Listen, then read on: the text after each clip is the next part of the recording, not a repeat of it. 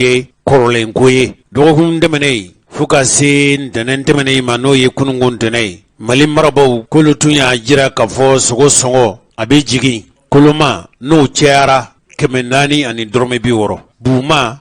500 ani dɔrɔmɛ 60 n'a cɛyara an kɔni ma yaala sugu kɔnɔ kununko ani bi sɔgɔmada na ka ɲininkali kɛ nka an bɛna a kow daminɛ mɔgɔ o mɔgɔ ne b'a fɛ ka sogo sɔngɔ bɛ hakɛ min na I ka sugu fiyɛ la Bamakɔ a mana kɛ Bamakɔ kin o kin ye hali n'anw yɛrɛ tɛna se ka taama ka yɔrɔw lasɔrɔ aw bɛ se ka Basi la wele a ka nɛgɛjuru sira 79 08 00 77 79 08 00 77 n'aw y'a wele numéro la a bɛ lasɔrɔ ni nin ye a ka sugu la feere yɔrɔ min bɛ yen n'aw y'a yɔrɔ fɔ a bɛ sɔn ka taama fo ka taa lajɛ ni Ala sɔnna ma minnu bɛ yen n'olu ko olu ye jamana marabaw ye dala fɔ tɛ tuguni koyi Mali in sera yɔrɔ la yɔrɔ min Mali faamaw n'u k'u bɛ min kɛ fo ka kɛ o kɛbaa de ye an y'a jira u la k'a fɔ n'i b'a fɛ ka fantan n'i b'a fɛ k'a dɔn jamana kɔnɔ ni lafiya bɛ ta fantanw ɲininka ta bolokolonw ɲininka n'o tɛ n'i y'i ka baarakɛ bondaso fa sɛbɛnfura la nin baara de kɛra ka fantanya kɛlɛ nin baara de kɛra ka fantanya kɛlɛ baara wɛrɛ tɛ Mali marabaw la ka sɛbɛnfuraw jira ka fɔ nin de kɛra nin de kɛra nin de kɛra wala k'u sigi foroba kɛnɛw kan k'u dafa mugu jalan na ka fɔ nin de kɛra nin de kɛra nka a bɛ kɛ maa minnu kama n'o ye jamanadenw ye wa jamanaden kɛrɛnkɛrɛnnenw don gɛlɛya kolokololen don maa minnu da la o dɔ ye jumɛn ye o dɔ ye sugujɔlaw ye minnu bɛ taa na san ni sogo kɛra jiginfɛn ye ni maa kan ka k'a seere ye olu fɔlɔfɔlɔ de kan ka k'a seere ye n'o tɛ hali sogo feerebaw wayew sogo bɛ faga yɔrɔ min sogo bɛ boso yɔrɔ min olu tɛ se ka k'a seere ye koyi maa minnu bɛ k'a seere ye o de ye gɔrimuso ye o tuma sira labilalen don aw ye aw minnu ye tobilikɛlaw ye Basi la ka numéro dira aw ma nka yan'o cɛ dɔgɔkun tɛmɛnen ko dabalen ni fɛɛrɛ tigɛra kununko ko sogo sɔngɔ jiginna tiɲɛ don wa tiɲɛ tɛ wa an bɛna ko sɛgɛsɛgɛ nka yan'o cɛ jamana yɛrɛ ɲɛmɔgɔya bondaso min sigilen don fɛn o fɛn bɛ yen n'o ye sanni feere fɛn ye a kɛra min bɛ donni ka bɔ Mali kɔnɔ yan Mali kɔ kan ka na Mali kɔnɔ yan n'a bɛ di malidenw ma haju ni dundala ye u kan ka don cogo minnu o feere kan ka kɛ ni hakɛ ye cogo min fɛn o fɛn bɛ yen n'o ye labɛnfɛn ye wala o ye suman ye suman min bɛ bɔ Mali kɔnɔ yan u kan ka feere ni sɔngɔ minnu ye k'o lajɛ feerekɛla kana bin sannikɛla kana tɔɲɔ min y'o baara kɛbaa ye o cakɛ bondaso ɲɛmɔgɔ o ɲɛmɔgɔba n'o ye Bukadɛri Dunbiya ye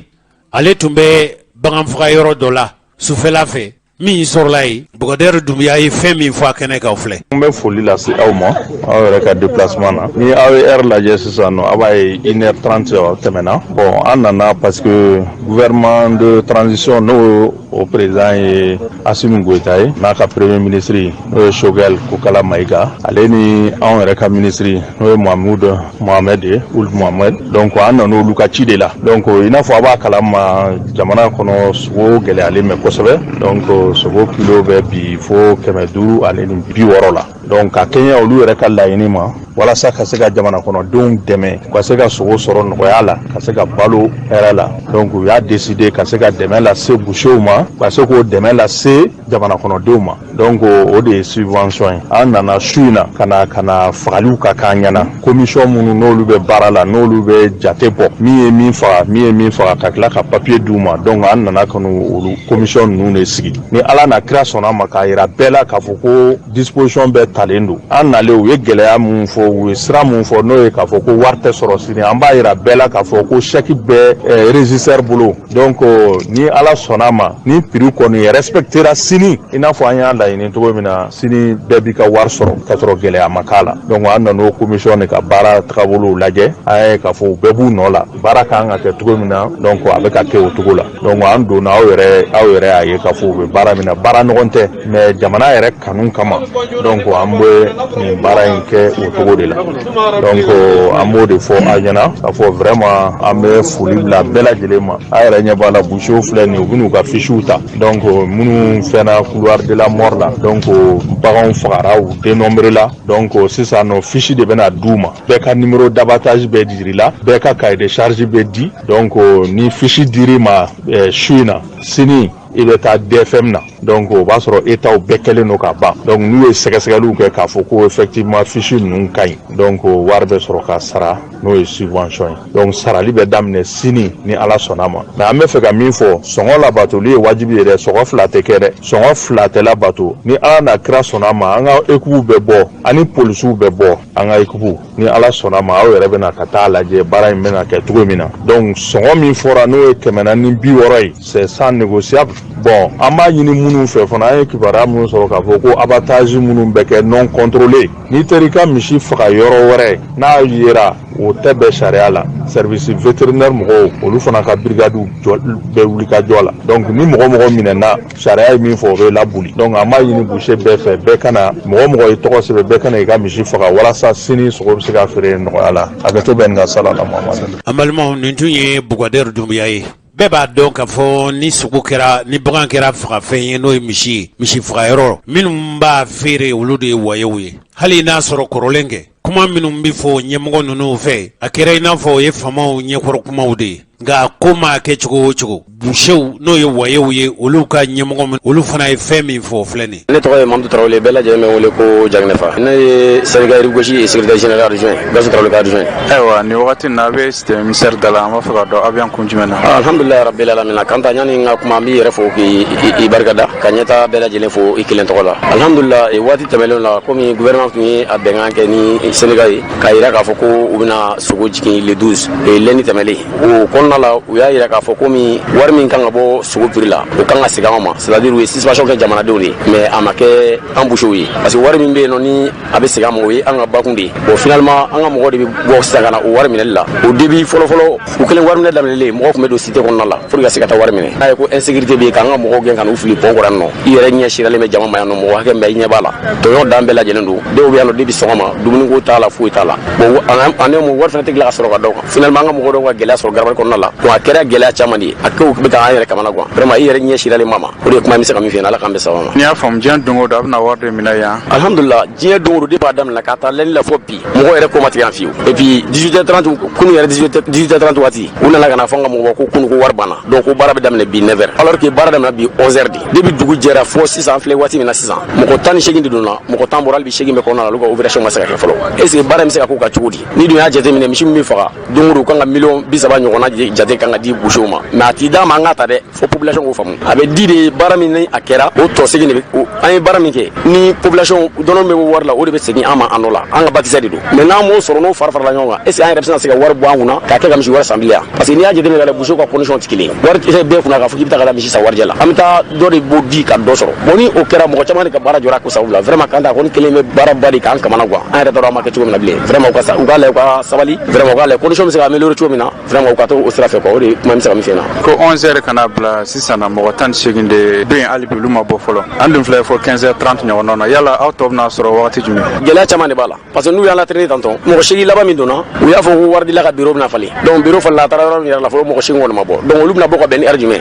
cogo o cogo a dɔw la yɛrɛ u bɛ da o de la bi ne kɔni ka faamu na a dɔw la a bɛ se ka kɛ u bɛ da o yɛrɛ la bi parce que garabata waati tɛmɛna donc finalement mɔgɔ tɛna se ka taa garaba la bi bilen donc baara tɛna se ka kɛ yɛrɛ o de kuma bɛ se ka min f'i ɲɛna ala k'an bɛ sababa ma. yala fɛɛrɛ wɛrɛ fana tɛ se ka kɛ min wari di cogo min tɛ nin yan. bɛn kun kɛra k'a fɔ k'u ka abattoir bɛɛ fagali bɛ kɛ abattoir fɛn fɛn la u k'o bɛɛ ka wari di a dan na pour ne pas que an ka fi ɲɔgɔn kan parce que an b'a dɔn k'a fɔ an ka mɔgɔw ka condition bɛ cogo min na a kɛra gɛlɛya caman de ɲina boucher yɛrɛ ye sɛgɛn min kɛ a kɛra ala ɲɛna e kan ta yɛrɛ bɛ sira dɔ ma waati tɛmɛlen an ye kuranɛkalan dɔ yɛrɛ kɛ pour que an ka baara bɛ se ka kɛ cogo min na ala b'an dɛmɛ cogo minnu na donc o gɛlɛyaw fana kɔfɛ n'a fɔra ko ni gɛlɛya fana kana don a kɔnɔ vraiment faamaw k'a lajɛ wari t'an kunna u tɛna wari d'a ma an k'a ta fo an bɛ wari min fana bɔ k'a di jamana ka kɛ k'an ka baara kɛ k'o wari fana minɛ k'o dalen t'u la vraiment a bɛ kɛ gɛlɛya kɛra gɛlɛya de parce que an fana population de mana man n'olu y'a laɲini k'a fɔ k'u bɛ population lafiya n'u u y'an fana tɔn an fana ye population kelen de ye u k'a lajɛ n'o tɛ asi tɛ mɔgɔ ye mɔgɔ min bɛ fɛ ka juguya kɛ ko in kɔnɔna la mais n'a ma taa sira fɛ a bɛ kɛ tɔɲɔn de ye alhamdulilah ne kɔni wele ka laban bɛ n bolo o de ye k'a fɔ an balima bɛɛ lajɛlen na ni o ye boucher ye parce que an yɛrɛ kamana ganna sa a dɔ la an bɛ ka siran an ka mɔgɔw ka lahala bɛna kɛ cogo di parce que mɔgɔ minnu bɛ yen nɔ olu bɛ taa garabali kɔnɔna la ka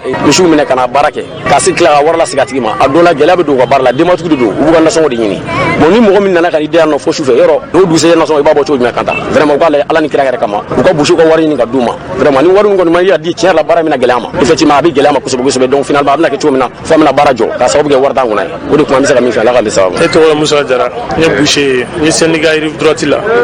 frangal joy bolo ka fara mom to tanka o franga mambulo bi vraiment oni mberom na san de re de banka la fra beta mishi san de gun kolla na ka kla kana noy amena perdi ga di wa kono don no fo fenete sur amena kleke kan joya depuis 6h du matin mo go be bon fo 600 il est 16h moins al sa warta ga solo depuis dugu jara mo presque bi se ga fo mo ma war solo mo kemenan nin ko ga war min tani depuis so ma fo 16h mo tan shigi re ma se ga bo folo aga gelen quoi de gu re de banka amerom na san de gun dani do quoi vraiment antorole no fo ga damate aywa fara ko kalo flare bengambe abulo ni koina yala nan tara ni tabulin ka nyina bokon a nyana bo mandide kalo fla bi clé sabaye re kalo fla fole no fem na clé saba boucher ma se bo war solo ko nyebe ni mo kelengelen fem fela ni beganga nan war mi ne ga ta shini misi sambi ko garabal be do 14h 18h ba solo garabal da tura bo e mo gam nga na war mi ne ga ta garabal la ni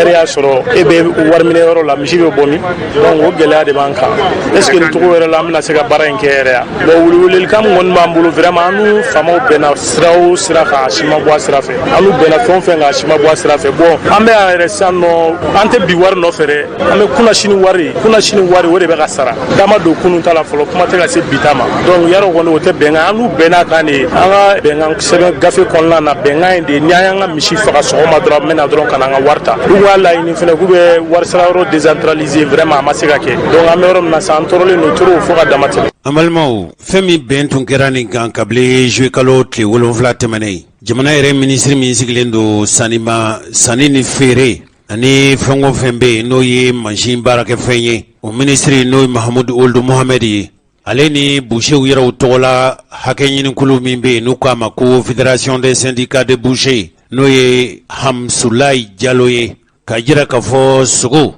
a koloma o ye 400 ani dɔrɔmɛ 60 ye min ye sogobu ye o ye 500 ani dɔrɔmɛ 60 ye u tun y'a jira de kabili kunungo nin kalo in tile 11 k'u bɛna kalo 2 de k'a la Bamakɔ yan ani Kati hali n'a y'a sɔrɔ k'a fɔ kuma in fɔli kɛra lafiya ye a kɛra i n'a fɔ nin kuma in a ma kɛ tiɲɛ ye ni yɛrɛ dɔrɔn tɛ o ni mɔgɔ min wulila ka taa sugu la tulu sogo nɔnɔ farini sukaro malo hali nburu hali min ye baganw bɛ dumuni kɛ aliman betayi min na bɛɛ y'a ye k'a fɔ kuma min bɛ fɔ faamaw fɛ ni maa min wulila ka taa sugu kɔnɔ ka taa sɛgɛsɛgɛli kɛ a kɛra i n'a fɔ faamaw b'u da fa mugujalan de la ka sɔrɔ a ɲigiji t'u da n'o tɛ a bɛ faamu cogo di u yɛrɛw ka fɔ cogo la fɛn o fɛn bɛ yen n'o bɛ doni ka na Mali kɔnɔ yan n'i y'a ta malidenw haju bɛ fɛn minnu na 100 min bɛ doni ka na Mali kɔnɔ o bɛ taa fɔ 70 la o tuma ni gɛlɛya bɛ jamana kɔ kan gɛlɛya jagoya ni sɔngɔw yɛlɛnna jamana kɔ kan ni fɛnw dunna ka na dɔ na fara sɔngɔw kan a bɛ kalo 6 bɔ bi Chinois tun tɛ baara kɛ maa si tun tɛ se ka taa Chine i n'a fɔ ɲɛmɔgɔw y'a fɔ cogo min u yɛrɛw ka fɔ cogo la Mali yɛrɛ fɛn minnu bɛ bɔ Mali kɔnɔ yan n'i y'a ta 100 Mali bɛ fɛn min ba yɛlɛma k'a di jamana k'a feere jamanadenw ma o ti tɛmɛ 10 hakɛ kan ko min ye CMDT cikɛlaw ma sɔn ka kɔɔri ci kɛ o ye dɔ fara tulu sɔngɔ kan ko Mali haju bɛ tulu min na kalo o kalo a bɛ taa tɔni 12 hakɛ la o de la jamana marabaw tun y'a jira k'a fɔ bɛna dɔ bɔ dondala wari saraw la feerefɛnw na hali n'a y'a sɔrɔ k'a fɔ kuma kɛra kɛ jɔnni bɛ bi k'i ma ye sugufiyɛw kɔnɔ a kumaw bɛ fɔ faamaw fɛ hali n'u bɔra kɛ ka kuma i b'a ye k'a fɔ kuma ninnu bɛna fɔ kuma mugu gansanw de don an bɛna a lajɛ ni a y'a sɔrɔ kɛ k'a fɔ u y'a kuma min fɔ ni dun ye jateminɛ kɛ Bamakɔ jama hakɛ a ti tɛmɛ a bɛ taa ma 2 hakɛ la n'a fɔra k'a fɔ o 2 bagan faga yɔrɔ min bɛ Bamakɔ yan o ti tɛmɛ 2 kan bagan yɛrɛ bɛ bagan sogo bi kɔlɔsi yɔrɔ min o man ca a dun yera k'a fɔ n'i ye Bamakɔ boucherw ta a bɛ taa boucher 400 ɲɔgɔn bɔɲɔgɔnko don o don olu de bɛ misiw baw ani sagaw faga hali bagan sogo minnu bɛ di malidenw ma kɛ yala a ko bɛ sɛgɛsɛgɛ wa a ko bɛ ɲɛɲini wa bagan sogo minnu bɛ di malidenw ma yala bagan sogo ɲumanw don wa kabako anw kɔni b'a ko ɲɛɲini n'a ye kibaruya min sɔrɔ a la an bɛ ɲɛfɔ aw ye inshallah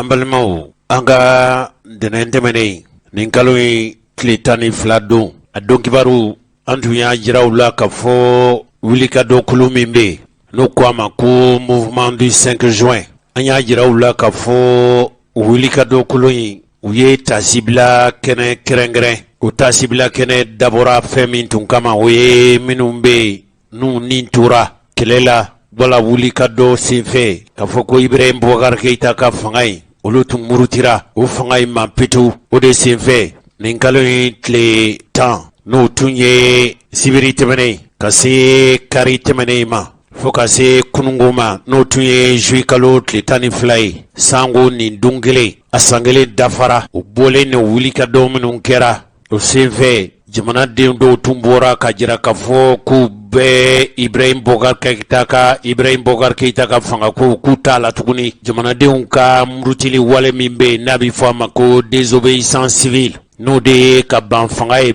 petu ka muruti fanga ma fɛn o fɛn ye n'o bɛ fanga laada fanga halalaya walew kofɔ ka ban olu bɛɛ waleya minnu tun taara nin kulu in fɛ n'o ye M5 RFI mɔgɔw ye a nana kɛ fitinɛ ye o fitinɛ fanga bonyana fo mɔgɔ dɔw olu nin tora mugu ci senfɛ mugu ci min n'a kɛra Mali sɔrɔdasi dɔw fɛ wala Mali kana dabali a n'a fɛɛrɛtigɛba dɔw fɛ o waati y'a sɔrɔ Ibrahim Boubacar Keita de tun bɛ fanga na o mugu ci in taara ka mɔgɔw de sɛgɛrɛ mɔgɔ minnu ye jamanadenw ye n'u tun murutira pewu ka bɔlɔnw minɛ Bamakɔ ya Kayi ani Sikaso o de senfɛ mɔgɔ caman nin tora o bɔli ninnu na o ko sɛbɛn bɔra sɛbɛn min ni wuli ka dɔ kulu in kɛbaw n'o ye M5 RFI mɔgɔw ye ko o sɛgɛsɛgɛli ani o kiri no bɔ sɛbɛn dɔ n'o kɛra mɔgɔ fɛ mɔgɔ min ye minisiri kɔrɔ ye n'o ye Modibo Kasoge ale ye dantigɛli minnu kɛ jalaki minnu bɛ ni M5 RFI mɔgɔw y'o ta ka Ibrahim Boubacar Keita n'a ka fanga tun sɛgɛrɛ o dɔ ye jumɛn ye olu yɛrɛ ko nin fɛ ko IBK tun bɛ fanga na waati min sɔrɔfɛn ŋanamu ani furuba nafolo juguyali mɔgɔ minnu bɛ yen n'o bɛ nin dansago wale minnu bɛ yen n'o bɛ kɛ ni sariya ni jamana tɛ sɔn a ma nka ni bɛ ka fanga senfɛ o tun kɛra laada ye jamana marabaaw yɛrɛw fɛ ka kɛ yɛrɛta ɲini o ka kɛ jamana furuba sɔrɔ u ɲinini u sira fɛ fɛn o fɛn bɛ yen n'o ye nafolo ye nafolo min bɛ bɔ faso fɛ ko ka jamana kana jamana lakana ani jamana lafasali ka bɔ juguw ka mantɔrɔ ma n'o ye an ka jamana finitigiw ye nafolo minnu bɛ ta ka d'olu ma o nafolo ninnu kunna tiɲɛni fo ka se jamana yɛrɛ dantigɛli ni sigikan sariya sun o kɔlɔsili o sariya sunba o kɔlɔsili olu fana ka kɛ jamana dantigɛli ni sigikan sariya sun burujabaw ye k'a yɛrɛ kɛ maa tɛ sigi fanga na ni jamanadenw ka sugandili ye ni tilennenya ye tuguni k'a daminɛ présidansigi la n'o ye jamanakuntigi sigi ye fo ka se wasa n'o ye députéw ka sigili san 2000 ni san 20 kɔnɔ nin ko in gɛlɛyalen a gɛlɛyara ka se hakɛ min ma min ye M5 RFI mɔgɔw ye olu ka fɛla ye fɛn min ye bi ka ɲini diɲɛ setigi jamanaw fɛ Mali sɛnsɛnkɛbaw fɛ diɲɛ yɛrɛ hakɛ ɲinibaw fɛ u ka sɛgɛsɛgɛli boloda o sɛgɛsɛgɛli in ka kɛ ko ɲɛɲini ye k'a ɲɛ dɔn yala mugu cira maliden minnu na a waati jɔnni y'a kɛbaw ye a kɛbaw ani mɔgɔ minnu donna u fɛ ni wale jugu in na olu ka wele k'u kiri o siratigɛ de la k'a daminɛ kabini juillet kalo tile 10 san 2000 ni san 20 fo ka se juillet kalo tile 10 san 2000 ni san 21 ma komi M5 RFI diɲɛ don o don a bɛ damakasi de la ka hakɛw ɲini o ko nɔbɔli bolo dara Mali kiritigɛbaw fɛ lamɛnli kɛra sariya kɔlɔsilikɛla dɔw fɛ nin kiri in bɛ se ka ɲɛɲini cogo min ko dabali ni fɛɛrɛ bɛɛ lajɛlen tigɛlen don surunadonbaw fɛ dalu minnu bɛ yen ani ko kɛlen ni kɛta minnu n'olu bɛɛ lajɛlen n'o ye daluw ye o bɛ se ka bila kiritigilamɔgɔw ka bolo kan cogo min kunnafoni labɛnnen ani kunnafoni fasilasi sɛbɛn min bɛ yen n'a bɛ fɔ a ma ko l'indépendant Mohamed Haidara y'a jira k'a fɔ min ye minisiri kɔrɔ Modibo Kasoge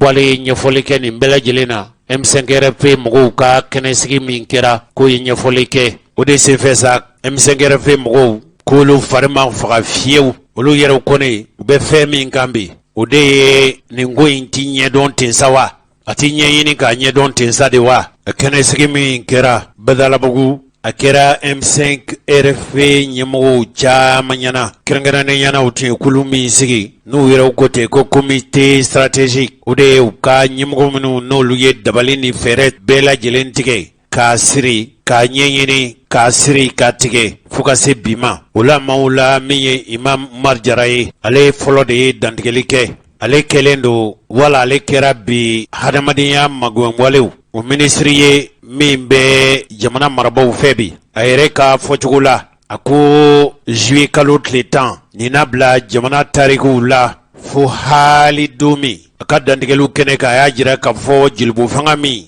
hali u ma yilan hali dɔɔni ka mugu ci malidenw na minnu u bɛ fɛn kelen min ɲini o tun ye hakɛw de ye jamana yɛrɛ mara bɛ se ka sabati cogo ɲuman minnu na nka ka kun ɲɛ a ye kalanw kɛ kalan minnu a dabɔkun tun ye dowudon de ye maa kasaralenw ɲɛ maa kasaralenw ka dowudon kɛ olu ye o de kɔfɛ sa min ye imam mahamudu diko yɛrɛ ye ale min ye kulu min n'u k'a ma ko coordination des mouvements associations et sympathisants de l'imam Mahamudu Diko ale mun ye u ka ɲɛmɔgɔ ye tɔw b'a fɔ min ma ko parrain nin kulu in bɛ fɛn o fɛn kɛ a kɛkun ye fɛn min ye a kɛkun ye maa min ye o ye imam Mahamudu Diko yɛrɛ de ye wa hali kulu min bɛ yen n'u k'a ma ko mouvement du 5 juin rassemblement des forces patriotiques n'o ye M5 revue ale sɔrɔla ka kuma ta an balimaw kɛrɛnkɛrɛnyana cɛkɔrɔba ni musokɔrɔbaw imam Mahamudu Diko ale yɛrɛ de ka misirida la maa minnu ni mugu cir'u la u cira imam Mahamudu Diko yɛrɛ de ka misirida la sango ni waati kelen na a ye kuma daminɛ ni fɛn min ye o ye tasibila ni bonyamasegin de ye an t'a yɛrɛ lamɛn wa basi la kɛnɛ in n'a sigira a sigikun ye fɛn min ye imam Mahamudu Diko a ye jaabi kɛ olu la alisilamɛw an bɛ sigi min na tasibila sigi do hakilijigi sigi do tasibila ani ɲɛnaɲini ka ɲɛsin maaw ma maa minnu n'u binna maa minnu n'u binna kɛnɛw kan maa minnu joli bɔnna ni o joli in o kɛra sababu ye an bɛ sigi minnu na bi an bɛ se k'o kɛ k'a ɲini ala fɛ ya rabbi ala ka yafa u ma ala ka hinɛ u na ya rabbal alamin minisiri ye kuma min fɔ ko ministre de la justice y'o fɔ kuma in an y'a mɛn mais je veux le dire très solennellement et de façon claire anw ka jamana ani anw yɛrɛ minnu tɔɔrɔla anw tɛ maaw ye maa minnu bɛ vengeance ɲini on ne cherche pas on ne demande pas la vengeance mais la justice non anw ye jamana min ye vengeance jamana t'an ye wa anw tɛ vengeance ɲini nous demandons tout simplement la justice je suis heureux de me retrouver ici à côté du ministre chargé de la refondation parlons-en ne ni ministre ka sigi ɲɔgɔn kɛrɛfɛ min ka baara ye refondation ye refondation kɔrɔ ye k'a fɔ ko les fondements existants olu sont atteints il faut un refondation kɔrɔ ye o dɛ ne tɛ école karamɔgɔ wɛrɛ ye ni alimami de ye nka ni refondation kɔrɔ ye c'est les fondements qui sont en cause et les fondements qui sont en cause les grands fondements qui sont en cause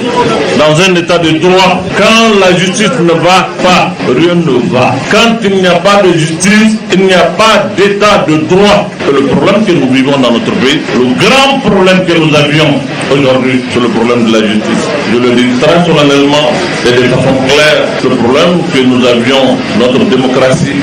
c'est d'abord un problème de justice on ne peut pas parler d'état de droit quand il n'y a pas une justice fiable non pas du tout et moi je veux le dire peut-être que je ne serai pas compris c'est une habitude je suis prêt à assumer chaîne min bɛ fɔ réseau ou la radio ou la journaux ou la fɛn o fɛn bɛ fɔ a la je suis prêt à l'assumer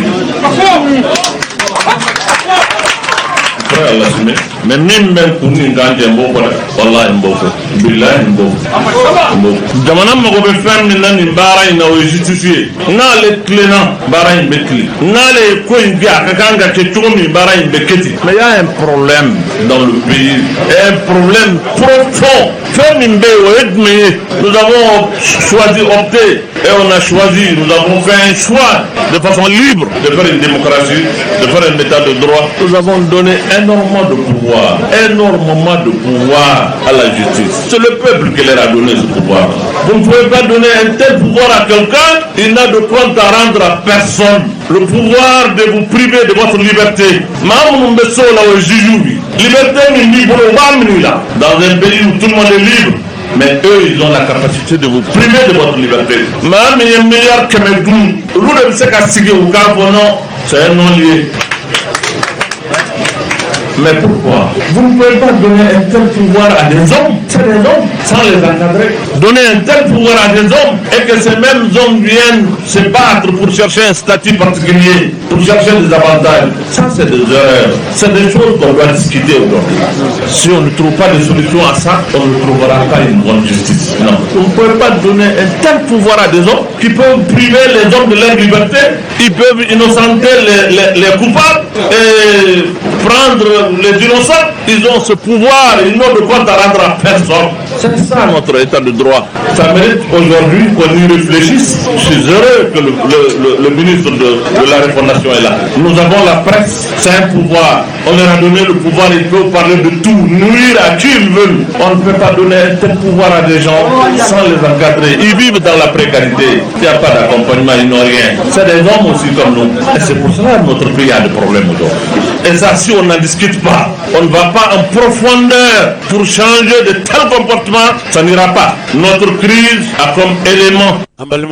Aouye Imam Mahmoud Diko Aouye Alame Aïe sinsin yoro min kan o de ye k'a fɔ ko lamɛnli kɛra nka a b'a fɛ ka fɛn min fɔ kɛnɛ in kan bɛɛ lajɛlen ɲɛna o ye k'a fɔ Mali jamana sɛgɛnna malidenw sɛgɛnna kosɛbɛ k'a fɔ wulikajɔ in olu fɛ tajuru sara tɛ ko ye u bɛ fɛn min ɲini o tɛ tajuru sara ye nka u bɛ fɛn min ɲini o ye hakɛ de sabatili ye a ye fɛn min fana fɔ a ko minisiri min n'u ka baara ye Mali yɛrɛ jamana a b'i labɛn cogo kura minnu na hali ni tutigɛ kura tɛ sabu n'i bɛ so jɔ so b'i jɔ fara minnu kan wa n'i yɛrɛ bɛ faso jɔ sinsin yɔrɔw bɛ yen f'u ka labɛn cogo kura dilan jamana in ladilalen o de ye jamana ka kɛ hakɛ sabatili jamana ye jamana ka kɛ jo sariya jamana ye bɛɛ dun ɲɛ b'a la k'a fɔ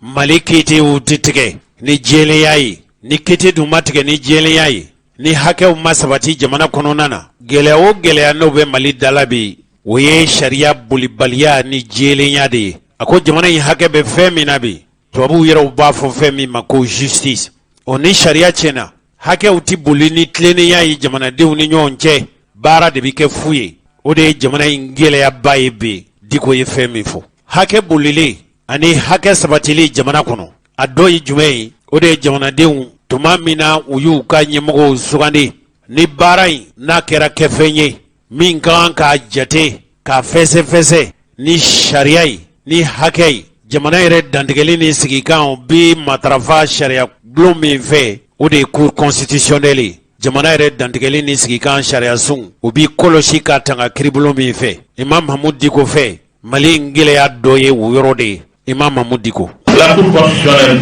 c'était la base dans notre crise. C'est l'une des bases, l'une des causes. Au Cour constitutionnelle, on va voir Atira. Mais Atira, son drone, Tara, son drone, mais les prérogatives de cette Cour restent intactes. Le peuple peut voter, choisir qui il veut, mais la Cour peut annuler et imposer celui qu'elle veut. Alors, si on ne trouve pas de réponse à ça, on n'en parle pas, on ne discute pas de cela, on ne met pas le doigt, on veut qu'il y ait un changement en profondeur.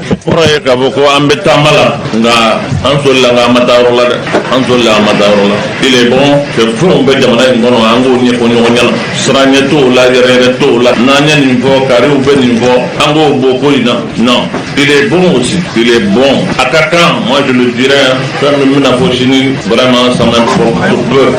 mais je le dirais. Il est bon aussi que le peuple ait des relations saines avec son armée. Les relations entre l'armée et le peuple ne doivent pas être une relation de soumission. C'est l'armée qui est au service du peuple et non le contraire. C'est l'armée qui est au service du peuple et non le contraire. Il faut qu'on fasse un modèle. Moi je l'ai dit, à un certain moment, je le répète, le peuple malien ne donnera un chèque en blanc à personne dans ce pays.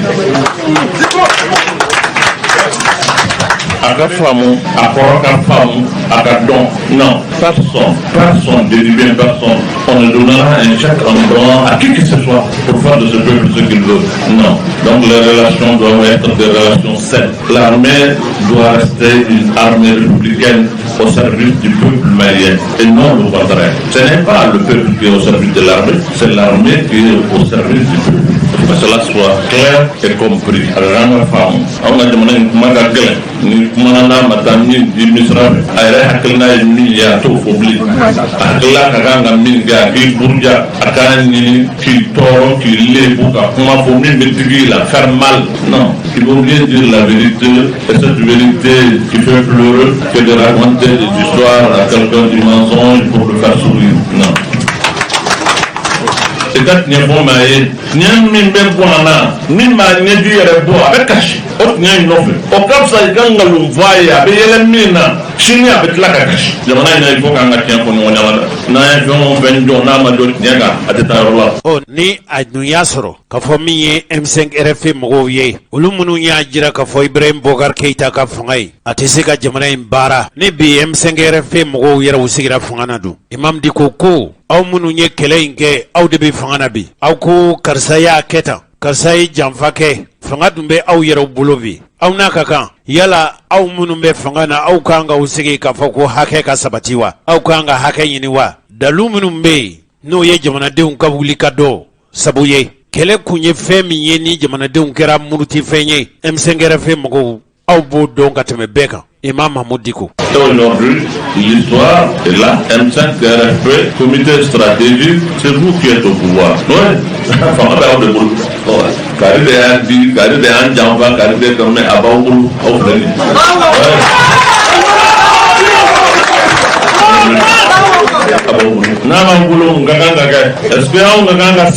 blé pour demander justice? Non.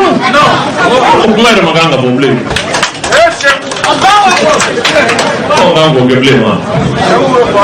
Non. Le peuple malien, ce peuple martyr, à Moromina, à Boulaka Dofem Ndama, Moussara Kom Ndama, John Bo Don Gatemeaouga.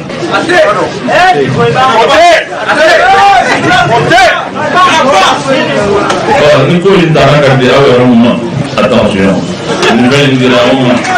À les conditions créées pour que le peuple soit avec vous. Voilà. Il faut créer les conditions pour que le peuple se mette ensemble. Personne, aucun individu à lui seul, aucun groupe d'individus aujourd'hui ne peut réussir au Mali. Il faut nécessairement que les gens se mettent ensemble. Absolument. Nanya Amerika bla no ane nya bebe kuga faranga na yere damo manyo ama mulu ka nishinoma o indela azala je crois qu'aujourd'hui akaka amerom na bidjama kono toro bandu zuguma anga kum de gumbanga anga bele de lingum ka nishinoma ka nyon tegemna ka fereni anga de manay be toro mena saka bala tugum. J'ai l'habitude de le dire, je le répète, ce trompe de combat est extrêmement grave. Mais plus grave encore, c'est ce trompe d'adversaire. Adamade, il veut qu'elle ait mina, ni ma qu'elle ait chidon. Il veut qu'elle ait maintenant. Mon ganga qu'elle ait ngama. Ni to don, il veut qu'elle ait lati. Ma cordon pardon et ma soum. Na minga dugoyi. Mbe qu'elle là, ni doni bala, mbe ka doni qu'elle. Ni to vana don. Au gadou n'a doni. Et au Mali, il ne faut pas qu'on se trompe de combat. Et encore, il ne faut pas qu'on se trompe d'adversaire. Yellow, Mali rebe dakumingambi. Ni ayas roke, anga chien fonyoye. Ni ayas roke, anga musalga dabla. Chien fanadu, akanake maji kele yana ka fo ibise ka jamana injo. Namba fe ka anyare sorokoni. Fo jamana de unga nyogo mineri. Imam Diko kafola ma shikelende min kele wala kulu shikelende min kele mbise ka Mali bo a churoni no dinga min ngono wajibi de do fo Mali un ka fara nyogonga Imam Mahmoud Diko anyere dama te nyogon duguye il faut ka ngo bo ngolo la anyere dama ande nyogon duguye anyere dama de kanga nyogomne anyere dama de kanga ya fa nyogoma anyere dama de biseka wulina nga jamana nye ka donai on dama ni nya be fara nyonga kan na kuba ande be jamana nga wuli na yere ma barka do ayere la ka nyogomne jamana wuli ga boda o nyogomne atise ka nya fer mi ngo fo de ga ke fo mo ka son na ngasigi ko mun bala anga denori adamade ya denye fe mun ngo anga denori atenye sabali ko atenye no ko atenye doka kena ngamu o mawle bi se ka fara nyonga ka kodla mais ce combat virtuel que le Malien se donne est ridicule. Un combat virtuel. Le débat c'est un débat virtuel. Le débat politique est un débat virtuel. On a un débat politique, il y a un débat virtuel des mots. Avec les réseaux sociaux de là, on a pour belé de l'ébefou de là, quel est le cours de là, non, Boudja est le cours de là, non, Labla est le cours de là. On ne peut pas construire un pays avec ça. Non, on te demande pourquoi à faut demander de nous. On te demande non, c'est des moyens de communication qu'on peut utiliser, mais c'est pas pour nous. Non, quand on a demandé l'opinion nationale ou traumatisée ou tient Mauta do mais ngaloye ambita me wosto don be kuna zurlenu ibe kuma kemem jamana kono tle kono akeme kelengele bele jere shite kele ni gibe ni mre shiri be do ramne anna na serola ma sebe jamana kono dukuni ma shite jamana kono ni e ma sebe be ngalu tigela be jambandi be ma kuluyi ni bekero ma jamana be la tugudi ayere be sika ayere ni tugudi ayere kan ni jamana bay on yɛrɛ de b'a fɔ ko mɔgɔ sɛbɛ t'a la. Personne n'a droit au respect. O ye jamana ye wa k'anw dɔn nin kan e maa min sɔnna ka bila i bolo i k'a k'i sago ye c'est un ange. S'il a une autre vision il devient un monstre, il faut l'abattre. C'est avec ça qu'on va faire un pays. On ne le fera pas. Non.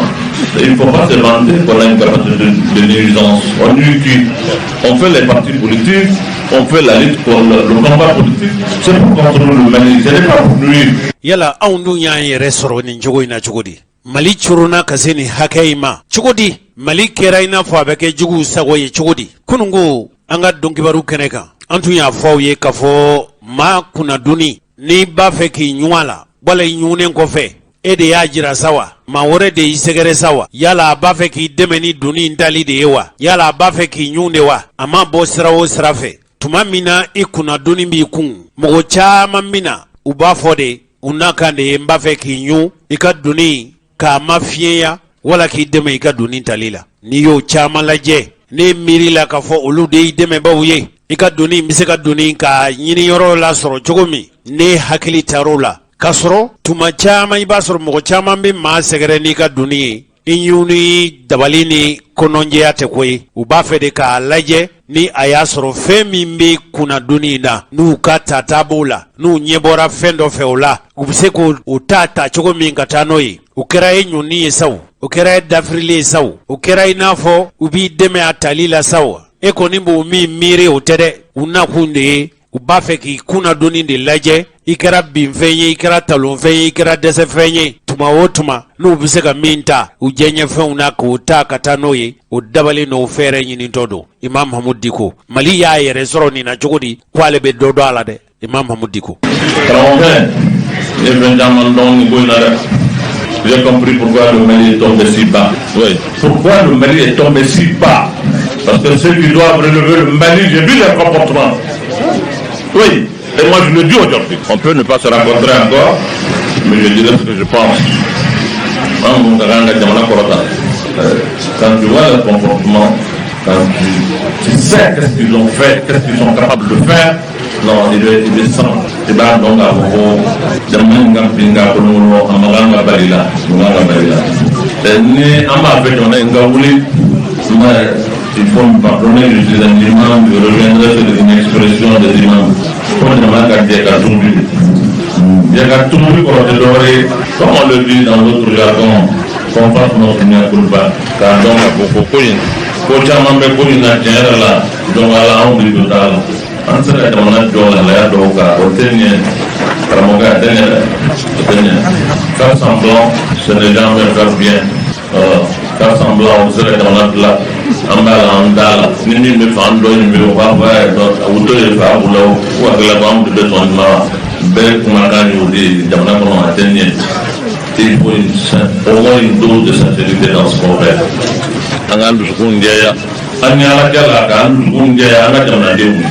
Les innocents qui sont tombés ici, devant cette mosquée, ce temple de Dieu. Ne Njodo Mingavoko, Maui Kelenge Umake Alabake, Madina Kampo, Ndalembala de la, Ndalembala, Ndalembala. Ne kuma yin ko parce ndale be alala wa ordana ya min nyento nyendo nyanyana ka bo kelen mawuya ke umma ke alaba ke o danaya in dɔ de farala ka dɔ ma bɔ a la wa n dalen b'a la n dalen b'a la maa minnu tɔɲɔna ces innocents tombés devant ce temple de Dieu minnu tɔɲɔna k'u ka bin kan k'u fa k'u joli bɔ k'a sɔrɔ u ma nugu ma bɔ ala ka misiri in da la. An balimaw fali minnu kɛra dun ni joli bɔnna ka mɔgɔw fa o mɔgɔ faga min kɛra a ma kɛ Imam Mahamud Diko ɲɛnɛma sabu a kɛra k'a to misiri yɛrɛ kɔnɔ a ko kɛra kɛcogo min Imam Mahamud Diko. Wallahi ma bɔ a kalama fɔ n boli m'a dɔn dɔwɛrɛ tɛ koyi olu de y'a mɛn ne sigilen bɛ so kɔnɔ u y'a mɛn olu de bɛ kɛnɛma u bɛ k'u mɛn ne t'a mɛn a ko polisiw ni marifatigiw bolilen bɛ ka Diko ka so sɛgɛrɛ an ka boli ka taa lajɛ u kana taa fa o na kun o de la n'u fagara ne ka misiri tɛ banque ye gouvernement ka édifice public tɛ a tɛ sira bada la. Alors qu'est-ce que ça représente comme menace pour que Forçat ka jigi ka na an ka misiri entouré ka an ka so entouré mais u ye nkalonba min tigɛ k'o fana fɔ pour justifier ça diɲɛ y'u mɛn ne yɛrɛ y'a mɛn le reste Dieu va le juger. Non u y'o fɔ u ye SMS de ci ɲɔgɔn aujourd'hui de m'assassiner. Ils n'ont jamais cessé d'ailleurs d'essayer. Ils n'ont pas encore cessé. Ça continue encore. Oui. Au bas là-haut. Donc, il n'est pas là. Mitingla makuma masé à donner où tu grandes so. On a un blendé minier. Allah a bien dit qu'on a blendé encore faire. On va décider moi ici là. On va décider moi carrière. Allah a bien dit qu'on a. Décider moi c'est moi. Ou comme on a guana avec ce qu'a fait tout. Oui, c'est dit que le blendé est tombé. A bien pensé min kono. O ye min ɲini ala m'a ɲɛ u bolo u ye dɔwɛrɛw ɲini an yɛrɛ wulila k'an jɔ k'an jasiri yɛlɛmɛ in ka kɛ maa minnu nana o kɔ olu yɛrɛ fana min dabali o fana dɔnna o o y'a fɔ ko non san an bɛ taa an bɛ tila Diko la o i bɛ tila ne la e de ye ne bila diɲɛ in na wa n b'a fɛ k'a fɔ dɔrɔn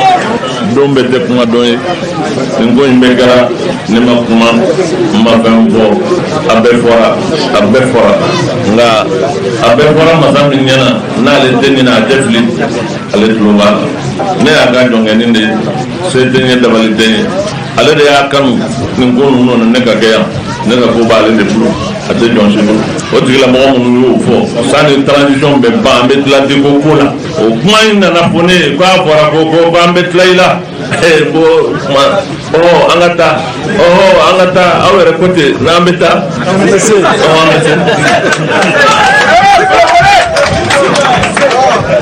wa n b'a fɛ vraiment a ka faamu an nana meeting politique tɛ hinɛɲini don tasibila don ka ɲɛsin maaw ma waliden minnu bɛ yan nin yɔrɔ ninnu na yan sigilen bɛ da la yan ka na k'u bɛ wuli ka boli u ye marifa t'u la k'u fa mɔ fɛn wɛrɛ kɛ k'u sigilen bɛ Diko ka da la u ye crime min kɛ olu dama de ye n'o tɛ foyi tɛ yen k'u ye min kɛ hali maaw taara fɛn min na olu ma taa o la donc n'an nana bi ka na an sigi o kɛnɛ in kan ka tasibila kɛ ka hinɛ ɲini kɛ an bɛ dugawu kɛ ya Rabbi ala ka hinɛ u na ala ka yafa u ma o somɔgɔ minnu n'u taara k'u to ala ka sabali ɲuman di an n'u ma.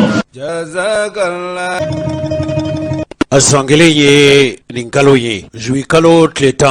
11 ani 12 tɛmɛnen mɔgɔ minnu n'u ni bɔra mɔgɔ wɛrɛ bɛ se k'a fɔ olu kɛra jamana sarakati ye tuma dɔ la jamana in bɛ kumabɔ kɛlɛ min na o jamanaden minnu n'u fagara Bamakɔ Kayi Sikaso mɔgɔ minnu n'u joginna yala jamana yɛrɛ dun ka jɔda bɛna kɛ jumɛn ye jamana dun kan ka mun de kɛ ninnu ye tuma dɔ la u ɲɛmɔgɔ u somɔgɔw ɲɛji bɛ se ka cɛ cogo min faso yɛrɛ bɛ se ka mun kɛ ninnu ye Imam Mahamud Diko a ka jaabi. Min ye jamana jɔyɔrɔ ye ko in na n y'a fɔ on ne demande pas nous la vengeance on demande la justice. Je l'ai dit, cette justice qu'on a tant décriée nous avons aussi une part de responsabilité. Vous ne pouvez pas donner un tel pouvoir à des hommes sans les encadrer et les mettre dans les conditions et leur demander de bien travailler. C'est eux qui doivent se battre pour chercher un statut particulier. C'est pas normal. Donc dans notre démocratie, il y a beaucoup de choses à redire. Moi je suis un imam. Certes, l'imam ne doit pas parler comme ça.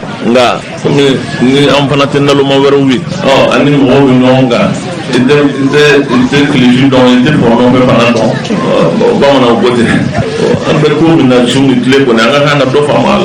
pourquoi jamana bina mungara yoro membe jamana ngono na manye nambolo mase o yoro ma nanda mase o yoro ma ambe memono na oui ambe memono na parce que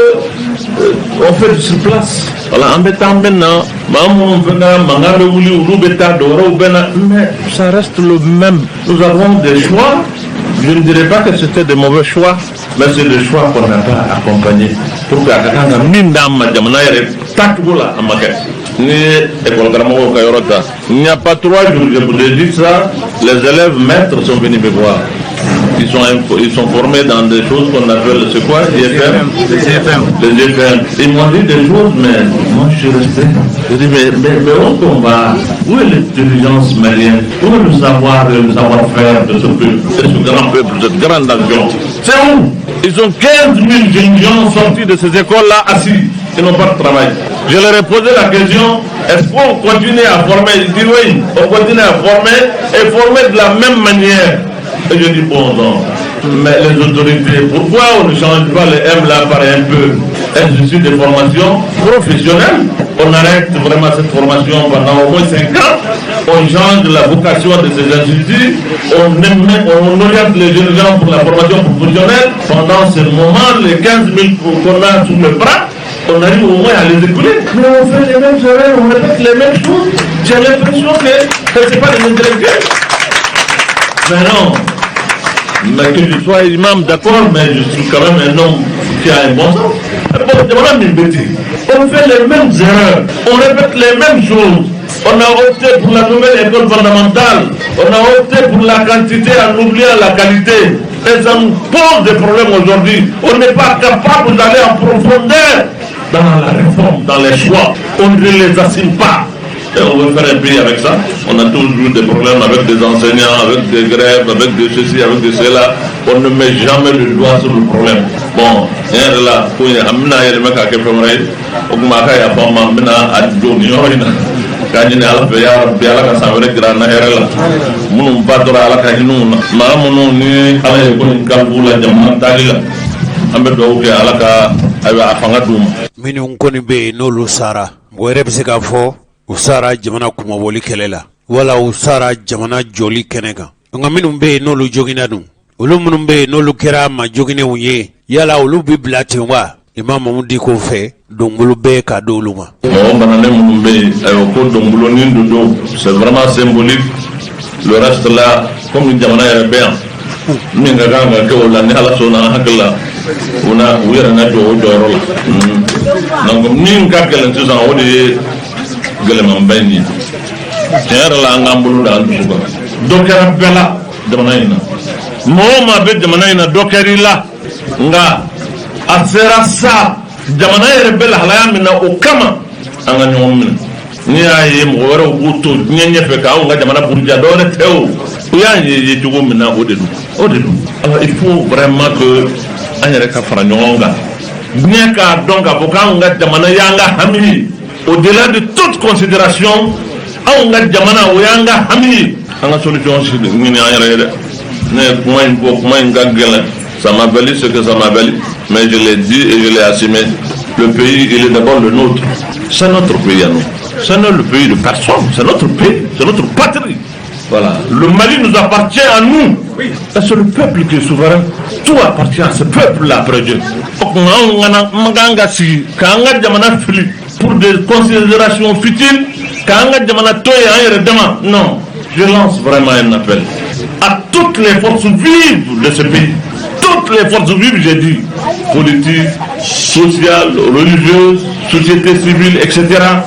Là.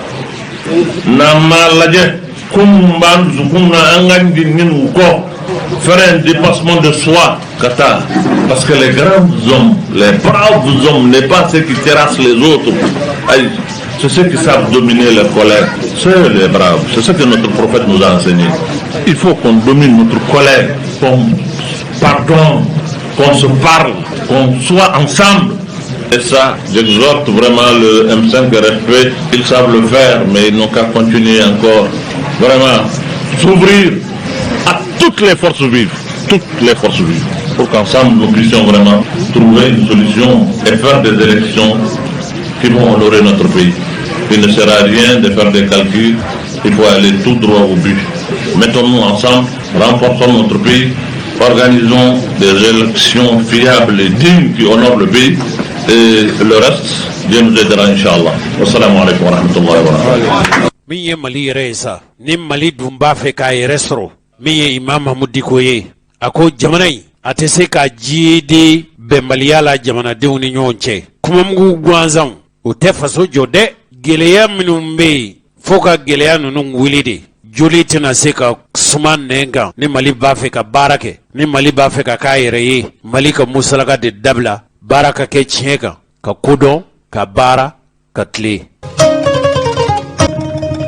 An balimaw ni mɔgɔ min ko Orange Mali a ko jujɔna mɔgɔ minnu ɲɛna Mali tun ye tuma min na soutellement kelen de tun ye Mali téléphone ci cakɛbondaso ye Alpha tun bɛ fanga na waati min tun ye kɛnyɛrɛ ye cakɛbondaso dɔ dayɛlɛ ko Icatel o dayɛlɛla tuma min Mali ma fɛɛrɛ wɛrɛ sɔrɔ fo k'o cakɛbondaso in Icatel feere Senegalikaw de laban ye o cakɛbondaso in san wa Faransi fana laban nana o fana san Senegali bolo o de y'a kɛ n'i ye Orange Mali lajɛ a ɲɛmɔgɔ kumaba dɔw minnu y'a kolatigɛla gwɛrɛgwɛrɛw ye I b'a sɔrɔ o ye jamana wɛrɛ mɔgɔw ye o tɛ malidenw ye nka bɛɛ kɔni y'a dɔn k'a fɔ Orange Mali nana Mali kɔnɔ yan a kɔni nana ni téléphone labilali ye téléphone tun ye faamafɛn ye a tun sɔngɔ ka gɛlɛn ka se hakɛ dɔ ma puce kelen a bɛ daminɛ waati min a ka ca ni 60,000 ye dɔrɔmɛ joli bɛ puce sɔrɔ bi cikɛlaw bagangɛnnaw bololabaarakɛlaw aw b'o dɔn ka tɛmɛ ne yɛrɛ kan hali n'a sɔrɔ kɛ kuma dɔw b'a jira k'a fɔ n'i ye an lamini jamana ninnu lajɛ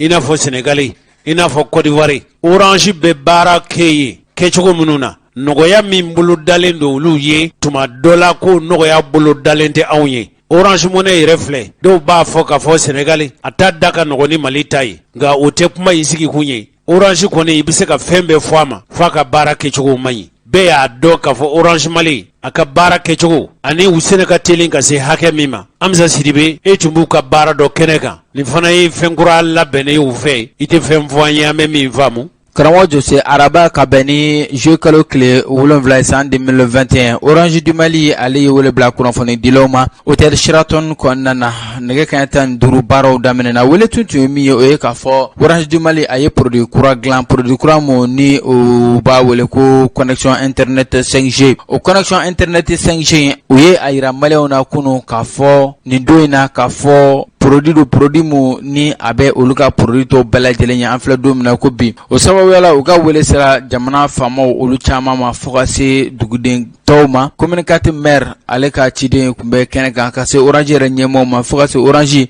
ani maa minnu bolo bɛ ɲɔgɔn bolo ka baara ninnu kɛ ɲɔgɔn fɛ ni o ye Huawei mɔgɔw ye fo ka se maa minnu bɛ yen nɔ k'a fɔ olu ɲɛsinnen bɛ ARMCT ni an ma fili tɔgɔ in sɛbɛcogo la fo ka se ministre min n'ale ye ministre de l'économie numérique et de la communication monsieur Haruna Mamadou Touré kuma bɛɛ kuncɛlen kɔfɛ sa an ye ɲininkali kɛ chef de projet ni o ye monsieur Sambala Sissoko ale ye min fɔ o filɛ nin Sambala Sissoko ne ye chef de projet 5G Orange la donc an ye aw wele bi pour que kana réseau kura dɔw de présenter aw la réseau min bɛna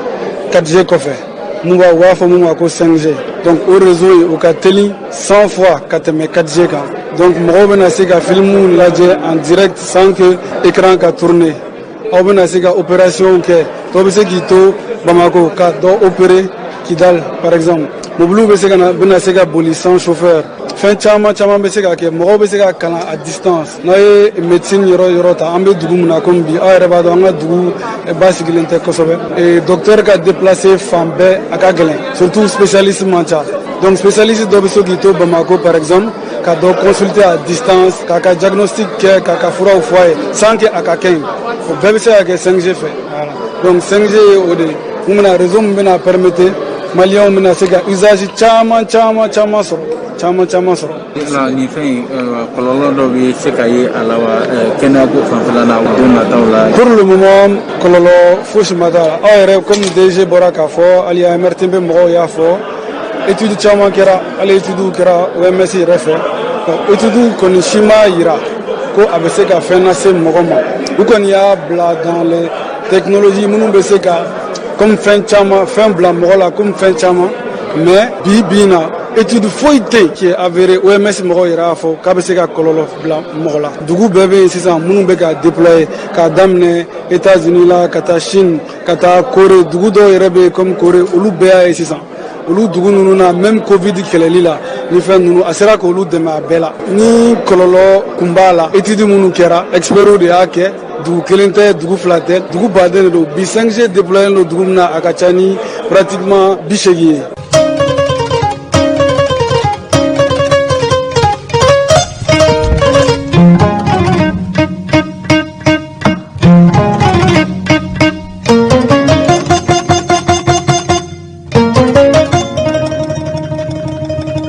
Balimaw yɛlɛma ye politikitɔn ye politikitɔn bɛ ni ko ne Jose Traoré ka danfara don yɛlɛma ni tɔn tɔw cɛ a fɔlɔfɔlɔ ye fɛn min ye bi an bɛ don min na i n'a fɔ ko bi yɛlɛma kuntigiba tɛ Musa Mara ye u ka tɔn bolofara u ka tɔn yɛrɛ ye hakilina minnu ta maa kelen tɛ se ka to tɔn ɲɛmɔgɔya la kudayi ni bada ni e tɛ yen maa wɛrɛ tɛ se ka kɛ tɔnkuntigi ye falenni fanga na ka mɔgɔ dɔ bɔ yen ka na ni mɔgɔ wɛrɛ ye ni bɛɛ y'a tun sigira o kan ɲantuma an yɛrɛ ka jamana kɔnɔ coup d'état ko a fanga bɛ dɔgɔya kosɛbɛ ka kɛ i n'a fɔ mɔgɔ kelen n'ale tɛ maa wɛrɛ tɛ sɔrɔ tɔn kɔnɔna na fɔ ale ka sa don min o ye fɛn min a kɛlen don ka tɔn caman gɛlɛya don a tɔn kɔnɔ bi yɛlɛma dun ye tɔn min olu yɛrɛw ka fɔcogo la yɛlɛma tɔndenw olu ye tɔn ka jɔn de ye tɔn tɛ olu ka jɔn ye olu ye malidenw ka jɔn de ye malidenw tɛ olu ka jɔn ye tɔn yɛrɛ mara sɔrɔ minnu bɛ k'a kɔnɔna na a bɛ kɛ ni jɛlenya de ye o politiki tɔn n'o ye yɛlɛma ye dɔgɔkun tɛmɛnen dɔgɔfarancɛ tɛmɛnen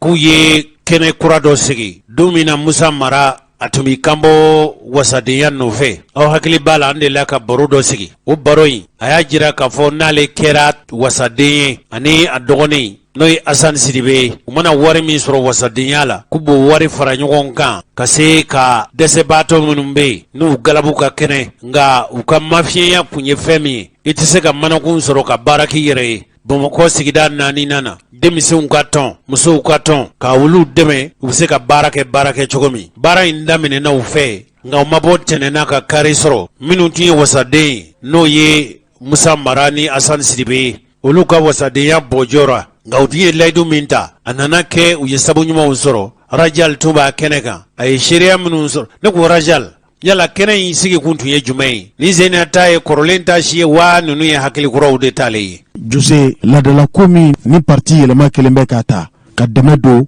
sigida 4nan sifinnakaw ma baara in tun bɛ kɛ kalo o kalo wasadenw fɛ minnu ko u bɛ jɛ u ka sara kɔ ka di u ka sigida denw ma nka sisan kalo 3 o kalo 3 de baara in bɛ kɛ nka o b'a to association jɛkulu caman bɛ fara ɲɔgɔn kan ka dɛmɛ sɔrɔ sibiri tɛmɛnen association min tun bɛ yen o bɛ taa jɔ association 18 ɲɔgɔn na ka bɔ sigida 4nan quartier 8 bɛɛ lajɛlen kɔnɔ a bɛɛ lajɛlen ye kasabi sɔrɔ ka se k'u yɛrɛ dɛmɛ baara ninnu na kɛnɛ in a ɲɛmaya tun bɛ Musa Mara fo ka se Asani Sidibe n'olu fila de tun kɛra wasaden ye kalata min kɛra san 2000 ni san 20 an y'a daminɛ ni Musa Mara ye o kɔrɔfɔ ninnu o de filɛ nin ye. An bɛ aw bɛɛ fo kuma la surunyara maa fɛn fɛn kɛra sababu ye bi don in ka kɛ an bɛɛ ɲɛna bi don in ka sabati minnu bɛ musaka bugu wari bugu k'a don nin financement in na an bolo fo honorable Hassan an kɔrɔkɛ Boubacar Sidiki Sangare Banque Ouest Africaine de Développement n'o ye banque ye min bɛ fɛ ka an dɛmɛ mairie sababu la k'a ye baara min kɛra baara in nafa yɛrɛ la commune kɔnɔna la denmisɛnw bɛ baara sɔrɔ a bɛ kɛ sababu ye ka commune kɔnɔna diya ka gɛlɛya dɔ bɔ gɛlɛya la commune kɔnɔ ka olu fo ka APEJ fo comité de sélection minnu b'a baara la u dɔw bɛ kɛnɛ kan yan k'u bɛɛ fo parce que ni olu tɛ an filɛ kɛnɛ min kan a tɛna se ka kɛ bon aw fɛn fɛn nana fɛnɛ kɛrɛnkɛrɛnnenya la journalistes an b'aw bɛɛ fo an ka nin baara in anw y'a to tigɛ mɔgɔ wɛrɛw b'a kɔnɔ bi a ka d'an ye a ka kɛ misali ɲuman ye commune wɛrɛw ni Bamakɔ Mali cercle wɛrɛw dɔwɛrɛ tɛ ɲɛmaaw k'u kɔfilɛ ɲɛmaaw kana gouvernement ma kɔnɔ ou bien kana jamana dɛmɛbagaw ma kɔnɔ mais u yɛrɛ kelen kelen bɛ se ka min kɛ u k'o kɛ je pense que o sira de don wa sira kan sira min fɛnɛ jamana joli fɔlɔ ye sira min ye n'o ye denmisɛnw ka baarako ye foyi tɛ se ka ɲɛnabɔ Mali kɔnɔ ni denmisɛnw ka baarako ma sabati kosɛbɛ hali terrorisme ko ma an b'a kuma la n'i ye baaratanya bɔ a la a tɔ b'i dɛmɛ donc ka denmisɛnw dɛmɛ ka musow dɛmɛ u ka su yɛrɛ kɔrɔ u ka kɛ sababu ye k'i ka hɛrɛ sɔrɔ o sira de ye nin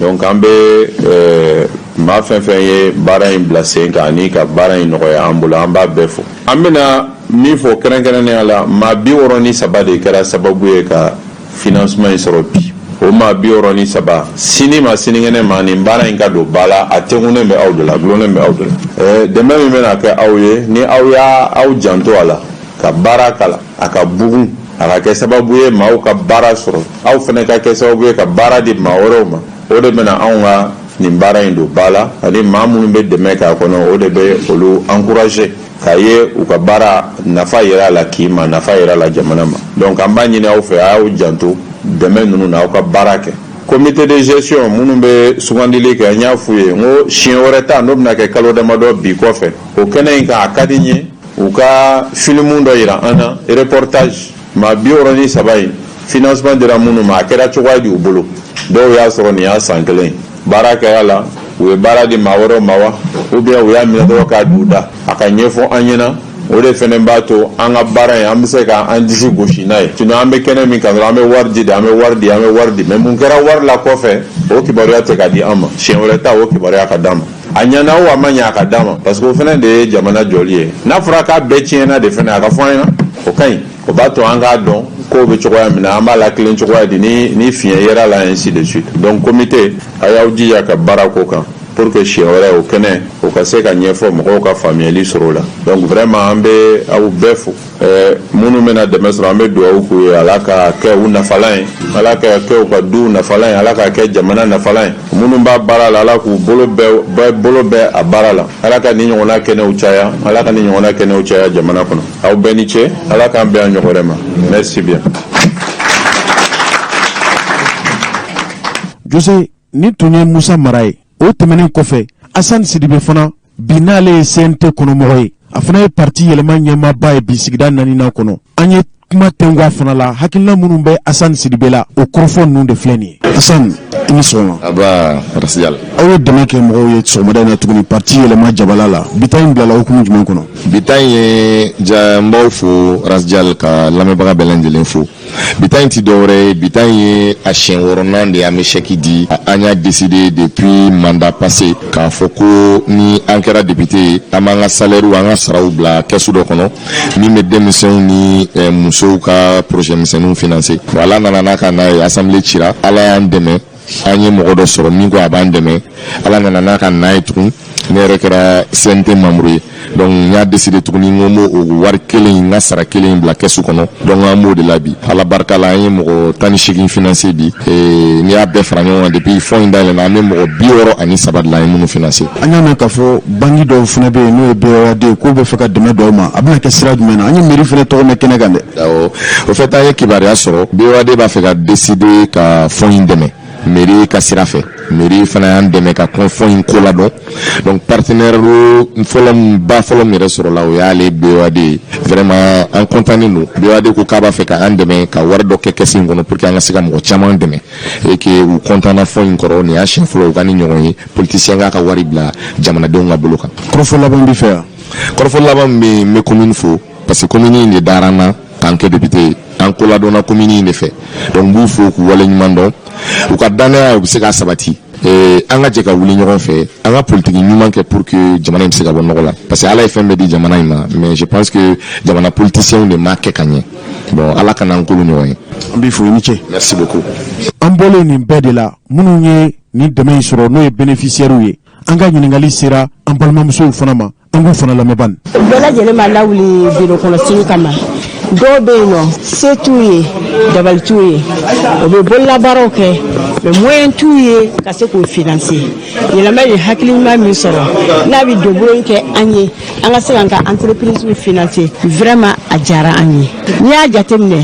du kɔnɔna ko bɛɛ baselen bɛ muso kan ni se t'i ye se tɛ dutigi ye a ka gɛlɛn mais i bɛ jagomisɛnnin min kɛ ni wari fana t'i bolo k'a fɔ financer a ma nɔgɔn n'i ye nin sɔrɔ nin cogoya la i bɛ se ka baara kɛ a la fo ka se ka mɔgɔ wɛrɛw employer donc a bɛ kɛ e baara yɔrɔ dayɛlɛ non seulement kɛ yɛrɛ baara yɔrɔ e bɛ dɔ k'a la i bɛ fɛn sɔrɔ a b'i nafa i bɛ tila ka mɔgɔ wɛrɛ fana employer donc o bɛ se ka dɔ bɔ hali denmisɛnninw ka tunganfɛ t'a la yɛlɛma mɔgɔw ka dɔ fara nin hakilila kan hali sisan parce que u ka baara in bɛ k'a kɛ tilenya de kɔnɔna na n'i y'a jateminɛ u ma jateminɛ ko fo ko yɛlɛma mɔgɔw dɔrɔn u ma jateminɛ ko denmisɛnnin dɔrɔn u ma jateminɛ ko fɛnɛ nin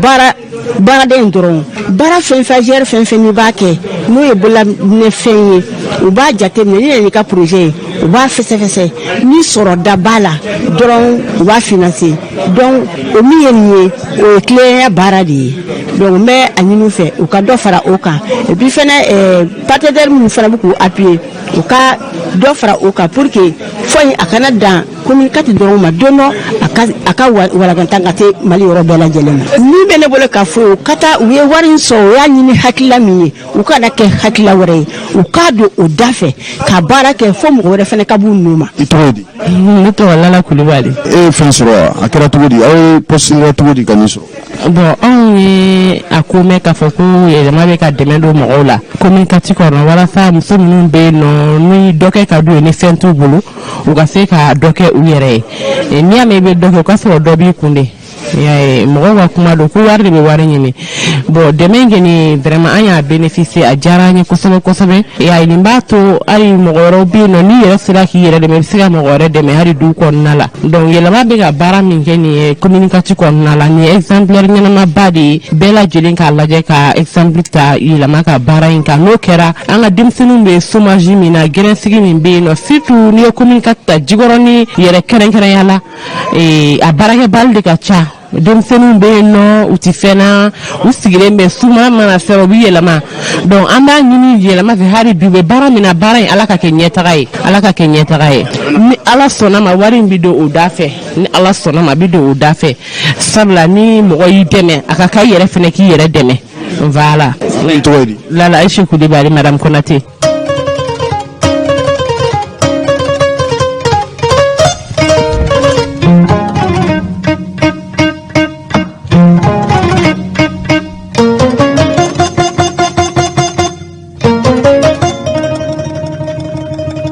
balimaw n bɛ deli k'a fɔ aw ye k'a fɔ ni b'a fɛ ka dɔn ne dugulamow n'u bɛ dumuni kɛ ka fa basila i bɛ taa yɔrɔ jumɛn fantanw ka so dumuni waati n'i sera yen ni dumuni bɛ yen wala dumuni tɛ yen i b'a dɔn hali ni dumuni bɛ yen kɛ u bɛ fa wala u ti fa o ye fantanw ka dumuni yɔrɔ de ye nka an ka jamana faamaw b'a kɛ cogo di ni balo dir'u ma sisan ko ka taa a di fantanw ma balo bi ta yɔrɔ min ni u faama ninnu kelen balo bɛ d'u ma yɔrɔ min u b'o de jabɔ tuma dɔ la u yɛrɛw ka bolofara minnu bɛ yen n'a fɔra k'a fɔ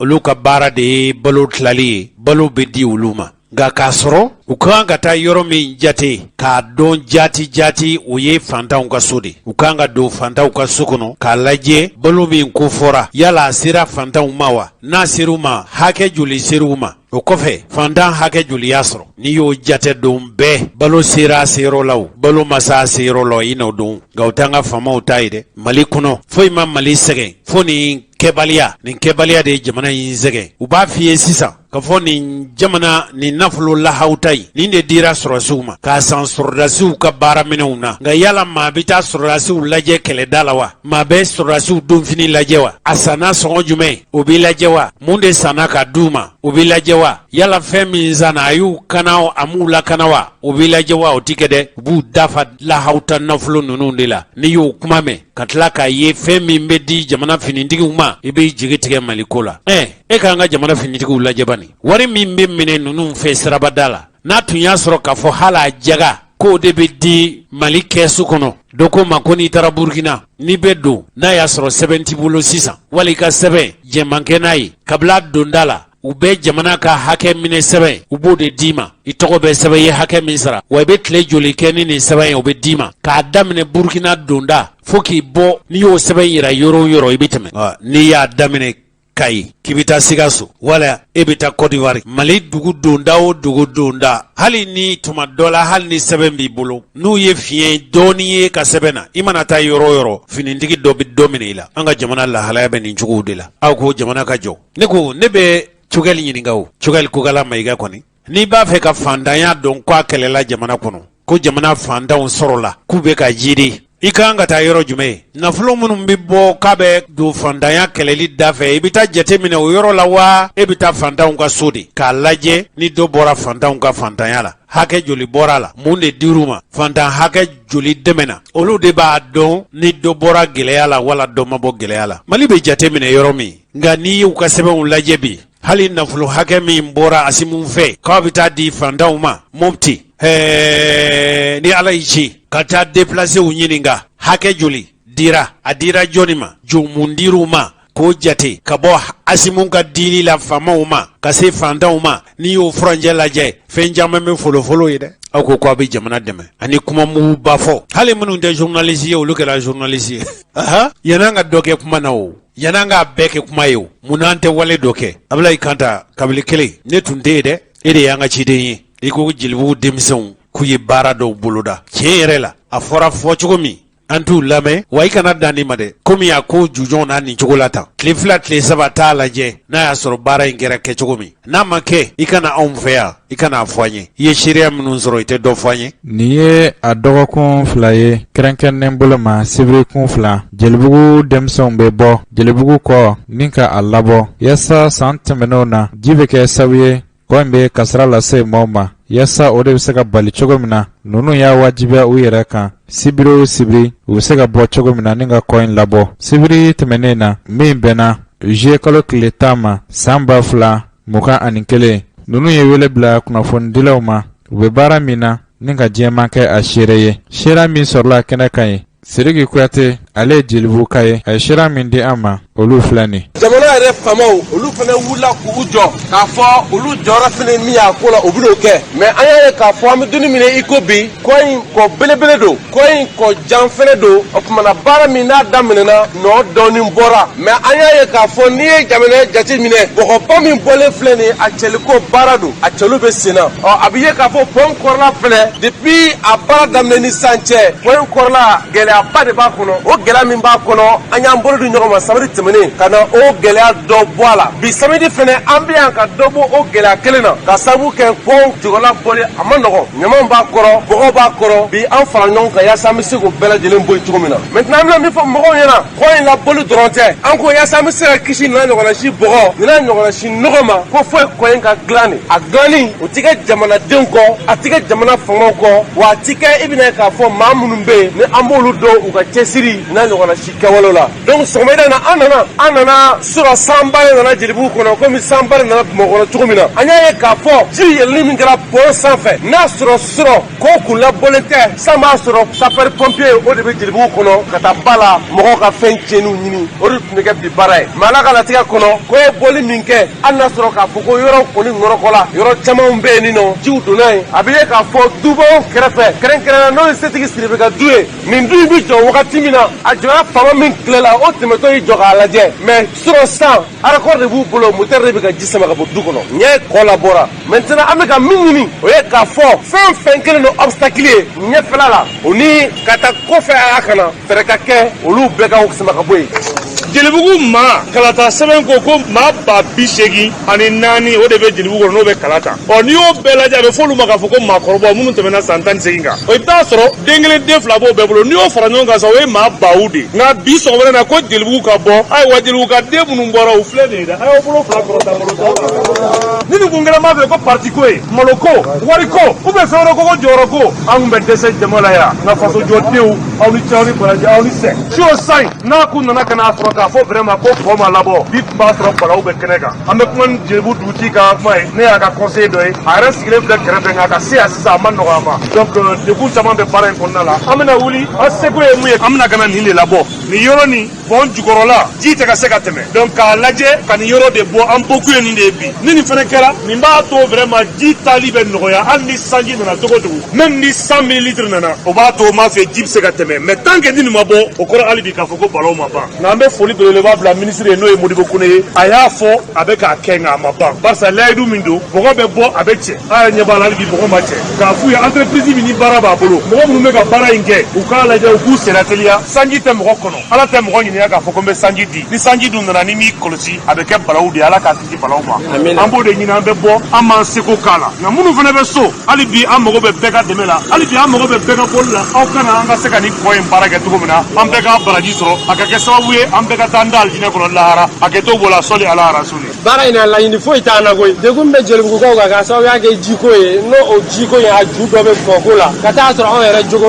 dɔ fana nɔ b'a la ɲama bɔnni ko a kɔnɔ ani ka so jɔ kɔ kɔnɔna na o de y'an se yan nɔ bi sɔgɔmada in na bamakɔ ye yɔrɔ ye sira bɛɛ bɛ ka tigɛ bon sira dun siraba ye bɛɛ jɛ de e kelen ka ɲama o bɛ kɛ ka mɔgɔw tɔɲɔ n ka foli bɛ a hakilina tabagaw ye ka foli di dugutigi ma ka foli di jamana ɲɛmɔgɔw ma Siriki Kuyate n ka foli b'aw bɛɛ ani aw minnu bɛ ka an ka kunnafoni cari jelibugukaw a ye bɔ jelibugu dɔrɔn tɛ dɛ quartier fɛn fɛn sigilen don kɔ dawolo in na a bɛɛ de welelen don a caman bɛ u ti yan nɔ mɛ u hakili bɛ yan mɛ an b'a ɲini u fɛ bɛɛ ka na n'u ka dɛmɛ parce que pɔn kɔnɔna pɔn jukɔrɔla bɔli ka gɛlɛn mansi ma donc n'an sera ka fara ɲɔgɔn kan k'a bɔ dɔɔni dɔɔni a bɛ se ka bɔ don kelen a ka ca ala fɛ n'ala sɔnna ma a bɛ ban mais Siriki Kuyate datura yɔrɔ dɔ la o ye pɔn dawolo dilanni ye an b'a ɲini autorité fɛ n'u b'a di u k'a di anw yɛrɛ ma anw b'a dilan jeunesse b'a dilan parce que a fɔra ko ni fanga ye jeunesse ta de ni ala sɔnna ma ni jeunesse y'a dilan o ye furutututu de a bɛ ɲɛ ni ala sɔnna ma anw yɛrɛ bɛ nin dilan na k'a kɛ fara ye u ka a marché di denmisɛnninw ma parce que denmisɛnninw na fɛn kalanbaga bɛɛ b'a la menuisier b'a la dimension b'a la fɛn bɛɛ b'a kɔnɔ quoi o de tun ye n ka weleweledakan ye k'a fɔ jamana autorité ye a sera sa denmisɛnnin minnu bɛ fara ɲɔgɔn kan nin baara kɛ mɔgɔ ka ɲini u la minnu bɛ a baara ɲɛdɔn k'a baara di u fana ma. Ne tɔgɔ Asitan Kuyate ne ye Jelibugu sigiden dɔ ye bi sɔgɔmada na an bɔra bituguni samedi in na ni ala ka jɛn kɔnɔna ye an ye samedi dɔw kɛ an bɔra an sera ka ɲaman dɔw labɔ kɔ kɔnɔ hali bi kɔ molobalinin ko de don an sera ka ɲaman dɔw bɔ a kɔnɔ mais hali bi an nalen bɛ k'an fanga fara ONG a projet dira minnu ma an nana an fanga fara o fara kan pour que baara bɛ se ka teliya cogo min na aw yɛrɛ ɲɛ b'a la samiya tɛ sanji tɛ jɔ ka mɔgɔ ma kɔnɔ an ye baara ɲɛbila fɔlɔ minnu kɛ alhamdulilayi ji ma jɔ an ka yɔrɔ la jiw jiginna ka taga mais bi an bɛ yen tuguni bi ka ɲaman ninnu labɔ pɔn jukɔrɔla la walasa hali bi ji bɛ se ka taa mais laɲini t'a bannen bi ta in kɔni an bɛna an fanga fara ɲɔgɔn kan ka ɲaman labɔ mais kɔfɛ laɲini yɛrɛ ye min ye o ye ka kɔ in dilan de ka kɔ in dilan ka ɲa parce que ni mɔgɔ min ko ko sigida i ko sigida kɛnɛya i ko sigida jɛya donc an bɛna kɔ in dilan ka ɲa k'a kɛ an ka environnement propriété ka santé k'a kɔnɔna na walasa an bɛ se ka nimisirafasa dɔgɔtɔrɔ min na ka degun minnu b'an kan an ka du kɔnɔna na ka degun ninnu ban cogo min na o tuma an muso minnu fana bɛ yen nɔ ni anw de bɛ ɲaman ninnu ta k'a kɛ kɔw kɔnɔ n bɛ welewelemada kɛ muso bɛɛ ye anw de bɛ ka yɔrɔw jɛya mais anw man kan tɛ ka kɛ ka yɔrɔ nɔgɔ ɲaman ninnu kana kɛ kɔ kɔnɔ bilen an bɛɛ k'a dabila an ka ɲamanw furan k'u sigi ɲamancɛlaw bɛ ɲaman ta ka taa ɲaman bɔ a dɔrɔmɛ n'a fila fila bɔli wagatinin kelen o de ka gɛlɛn mais an ka bila an kun na ko nin kɔ in dilanni sigida dilanni an bɛɛ lajɛlen ka hɛrɛ de b'a la an ka ɲɛtaga de b'a la o tuma n bɛ welewelekan min da musow ni dugu cɛw ye an bɛɛ k'a k'an kungo ye an bɛɛ k'a dɔn ko ni nin kɔ in dilanna degun caman bɛ o bɛ bɔ an kan kow bɛ dilan dɔɔni dɔɔni de inshallah an kɔni an tɛ sɛgɛn an tɛ ɲinɛ an b'a baara kan an bɛ bɛɛ wele minnu t'a kalama olu ka bɔ ka fara an kan an k'an fanga fara ɲɔgɔn kan yaasa baara in min filɛ nin ni baara in ka bon a bɛ se ka ɲɛnabɔ cogo min na don n'a nataw la o y'an ka laɲini ye. ni ɲɛ b'a la nin jama in na aw muso fila de bɛ yan yala an balakaw ka baara de tɛ wa. ayiwa o min filɛ nin ye o tɛ dabalibanko ye parce que kɔrɔlen musow b'a fɔ ko ni baara fanga di nana k'a bɛ di cɛw de ma mais an ka dɔn k'an bɛ yɔrɔ min na bi ni musow fana nan'u fanga fara cɛw ta kan a ka ca ala fɛ laɲiniw bɛ sabati n'i ko ko duguden cɛ ma bɔ ɲɔgɔn na muso ma bɔ ɲɔgɔn na an bɛɛ de ye kelen ye min bɛ se ka min kɛ don min na o ka na mais caman bɛ ka baara bila ko n bɛ tobili la n bɛ taa nasan na ne tɛ temps sɔrɔ ka na nka a ka d'an ye hali bi an ka hakilina ninnu bila ko tobili bɛ kɛ baara bɛ kɛ mais i bɛ se ka ni i sen jɔ ni baara ninnu fana na k'i fanga fara cɛw ta kan o fana bɛ se ka k'a la n bɛ welewelemakan di muso ma u ka bɔ ka na hali bi. ne tɔgɔ ye Idrissa Sogo n teriw bɛ n wele ko Kasoro ne ye commune jeunesse président ye sɔgɔmada in na an bɛ kɛnɛ mun kan parce que ɲumanya kɛnɛ don an bɛ kɛnɛ mun na n bɛ n ka commune fɛ n bɛ n ka quartier fɛ o kɛnɛ don denmisɛnninw ye initiative ta u ni cɛkɔrɔbaw ani duguden bɛɛ lajɛlen ka bɔ samiya sera kɔ bɛ tiɲɛni mun kɛ san tɛmɛnenw pour que kɔ kana se ka tiɲɛni kɛ n'i y'a jateminɛ Bangoni kɔ commune kɔ su min bɛ bɔ a la kɔ ka dɔgɔ Mali la mun b'a su bɔ vraiment kɔ ninnu girinnen don ji yɛrɛ bolisira foyi tɛ yen n b'a fili ni denmisɛnninw semaine filanan u b'a baara la donc bi an nana de ka don kɔ kɔnɔ an fanga bɛ se ko o ko la ka don olu labɔ pour que ji ka se ka tɛmɛ san tɛmɛnenw tiɲɛni minnu kɛra olu tiɲɛni ɲɔgɔnna kana se ka kɛ baara in na association caman y'an dɛmɛ dutigiw y'an dɛmɛ mɔgɔ caman y'an dɛmɛ mais bi an bɛ weleweleda min se autorité ma autorité communale autorité nationale bi bi na an mago bɛ dɛmɛ la peut-être an fanga tɛ se fɛn dɔw la mansin minnu b'an bolo olu fanga tɛ se fɛn dɔw la peut-être ni autorité y'an dɛmɛ a ka ca Ala fɛ fɛn caman min nɔ o bɛ baara in o b'a nɔgɔya an bolo an b'an ka mairie fo u bɛ baara min na commune na an b'a dɔn an b'a ɲini u fɛ an mago b'u fana ka dɛmɛ na pour que kɔ in ka se ka ɲa n'i y'a jateminɛ so dɔw fana bɛ kɔ dawolo la technicien ka na n'a sɔrɔ réellement so ninnu bɛ ka ji bali ka tɛmɛ solution bɛ se ka sɔrɔ bɛn kɔnɔ keleya kɔnɔ an k'o solution ɲini ɲɔgɔn fɛ donc nin ye weleweleda ye ka denmisɛnninw bɛɛ lajɛlen fo bibi na ne de commune président je suis très fier de la jeunesse de la commune 1 u bɛ cɛsiri min na bibi na n'u continuera fɛ a ka ca Ala fɛ an bɛ développement min bɛ commune na Ala na dɔrɔn sɔrɔ an b'o sɔrɔ Kulubali i jitala